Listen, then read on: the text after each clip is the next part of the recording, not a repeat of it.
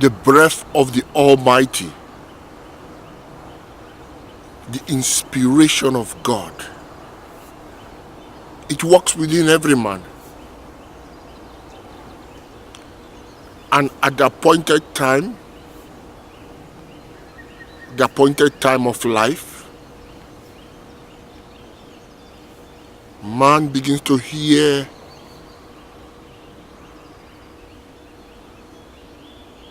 and tap out of that inspiration, which is the breath of God, the Holy Ghost. Jesus Christ, in the book of John, states that when the gift comes, which is the Holy Ghost, he shall teach you all things, and he shall bring to remembrance all things that I've spoken. So what happens is that when the breath of the Almighty, the Spirit of God, begins to activate, quicken in man, it actually brings remembrance. Remembrance of things that relate to divinity. Remembrance of things the way they are from God's perspective. Remembrance of things long forgotten before man became entangled with the maze of humanity. The psalmist says, the nations that forget God are cast into hell.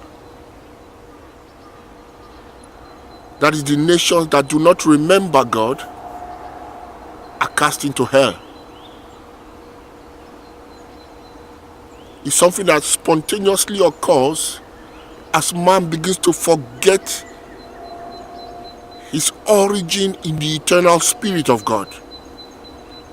As man becomes subject to mortality, to vanity, to corruptibility, as man becomes conformed to the earthly, he begins to forget the things that pertain to his real life in the Spirit.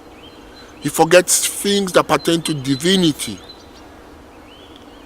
He forgets the reality of his boundless self that owns all things, that creates all things, that sustains all things, that rules over all things.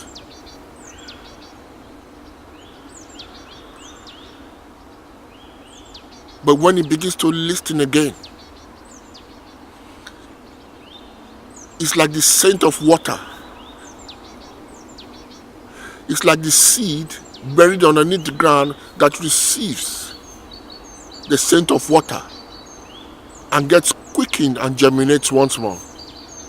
It's like the stump of a tree lost, long forgotten underneath the earth that suddenly scents water, has the scent of water, suddenly has the feel of water, and germinates and sprouts and brings, springs forth once more. Man begins to remember his true nature, and he begins to awaken back into the nature of God that he is. Remembrance. The Spirit shall bring remembrance of things forgotten. Shall teach you all things that pertain to your true realm in God.